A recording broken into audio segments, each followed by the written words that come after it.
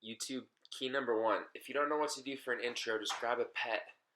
Grab one of your animals and do something with them in the beginning, and it's automatically hooks the viewers. Oh, look, here's another one. What's up, guys? How you doing?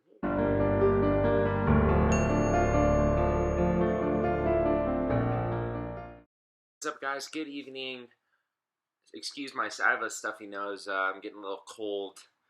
I always get colds at the best time. Oh, shit.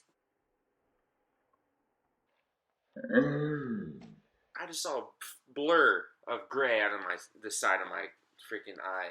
I'm going to be giving you my post-911 GI Bill experience update because I have now been on the GI Bill for over a year. I've been enrolled, going to school, using my benefits, and I'm going to tell you my experience. I'm going to tell you some key things, actually, that I've picked up that they will not tell you, and there's a lot of extra ways for you to supplement your income and to make money while you're going to college and help you out. So real quick, I know I'm going to get a lot of these questions in the comments, so I am going to eliminate the need for this question by answering it now.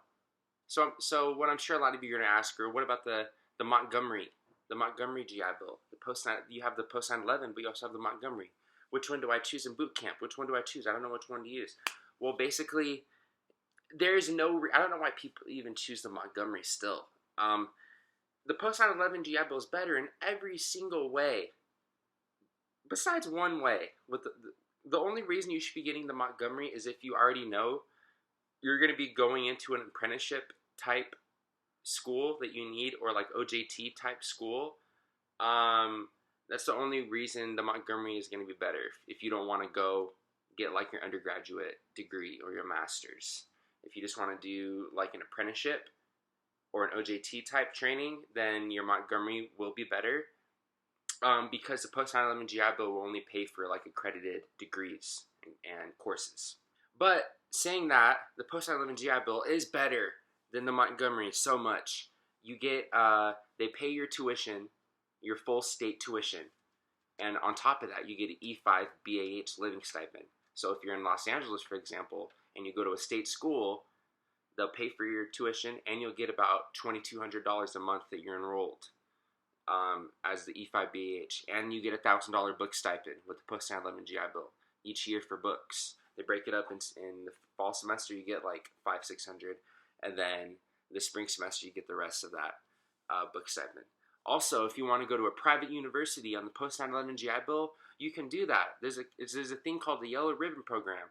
Some universities are Yellow Ribbon schools. So what that means is, basically with the post-911, how I said earlier, they pay your full state tuition, right? But if you want to go to a private university, you only get, right now, I believe $21,000 a year to pay towards a private tuition. So I go to a private school. It's a lot more than that. So basically what the Yellow Ribbon Program is the VA covers. The VA has an agreement with the school, or the school has an agreement with the VA that they will match the rest of your remaining tuition after you use your full $20,000. So basically that only gets me a semester at my school. So the next semester I'm covered through the Yellow Ribbon Program. So I don't have to pay anything to go to a private university on the post-911. So you don't have to only go to a state school. With the Yellow Ribbon, you can go to a university too, so look into that. It's cool stuff. So the first thing I wanted to address, guys, before I start talking about the tips and tricks and some other things, you will receive your payments on time. Now, the most important thing is when you're going to college, when you're using your benefits, each school, each college, whether it's a university or a state school or a community college, wherever you're using your benefits, there will be somebody that's a certifying official. Somebody that's called a certifying official that's in charge of routing your paperwork to the VA themselves. So what you need to do is get in contact with that person face to face, know who they are, meet with them, whoever the certifying official is, and make sure your paperwork is good and you're 100% good. If you want to be even more certain, there's a number that you can call, the 1-800 GI Bill number, and that will take you to the education hotline, and you can speak with the representative and make sure all your paperwork's good so you can get your money. Because a lot of complaints that you hear about people using benefits after you get out of the military is, oh, I never get my BAH payment. you know, I can't pay my bills. The VA never paid me. The VA never paid me. Well, actually, the VA is getting a lot better. A lot better. They're revamping their whole system. I've never missed. I've never had a late payment from the VA. All right, now going into my experience using the post-911 GI Bill, all the little tips and tricks that I've picked up this past year, I will now talk about. Now, with the post-911 GI Bill, they only pay you. You only get your E5 BAH when you're enrolled full time. So obviously during breaks, you're not going to be getting paid. So like during winter break, my school has about like a month. I'm not going to be getting any BAH payment. And then summer is like 2.5 months. So I'm not going to be getting any BAH payment in the summer for my school. Now, a lot of you people are going to be encountering that also, right? Because that's normally how it is. You have your winter break, then you have your summer break.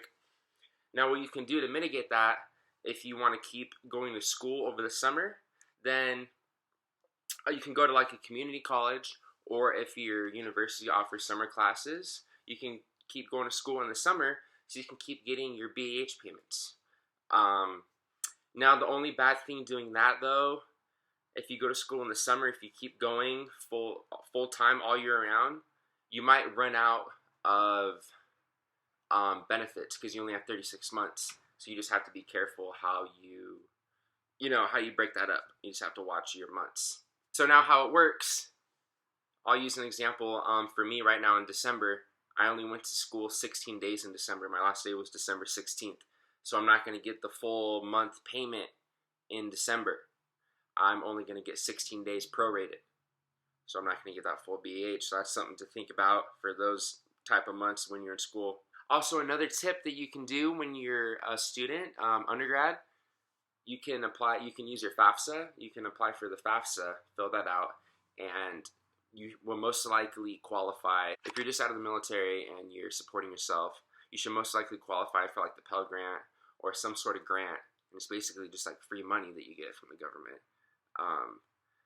And you could also be eligible for some loans, student loans, if you want to take out some money to help you when you're going to school. If you don't want to work, you can take out some loans, or you can, do a part-time job. There's a thing called the VA Work Study Program. It's kind of like the federal work study you can do through FAFSA, but it's called the VA Work Study. And you can work in your school's like VA office or Veteran Resources Office or any type of veteran office in your city. You can be a VA Work Study, and you get tax-free money, and you get paid every 50 hours. So if you work 25 hours a week, you get paid every 2 weeks as a VA Work Study. That's a job, and that's something you should look into definitely if you want to work part-time when you're in school. VA Work Study is good. So this last tip is actually a really, really, really good one too. It's called the VOC Rehab, the Vocational Rehabilitation Program through the VA. Now, if you have a disability rating, if you're a disabled veteran, anywhere from 30% or more, 30, 40, 50, 60, up to 100% disabled. If you are in that range, you can apply to go into the VOC Rehab program. And basically, it's kind of like the post-911 GI Bill. If you're running out of benefits, you can go and look to apply for that program, and they can continue your benefits going until you get a job or until you finish your degree. The VOC Rehab people will work with you and will extend your benefits if you run out of post-911 GI Bill. So if you're a disabled veteran, definitely look into the VOC Rehab program as well, because that is an awesome program. I know some people that are using it, and they're really stoked with it, for sure. For sure. Alright guys, so that's going to be wrapping up this video tonight. If you enjoyed this video, if you want to know more about this topic, if there's some things that I didn't cover, or things that you want me to emphasize on, let me know in the comments below.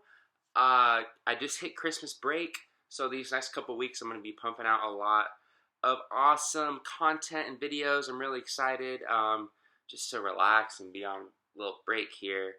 It's going to be nice. I hope you guys enjoy your break and Christmas as well coming up. Stickers, link below. There's 3 more days to get stickers, guys. 3 more days to get stickers, link below, and social media and stuff. Have a good one. I'll tell you guys later. Goodbye.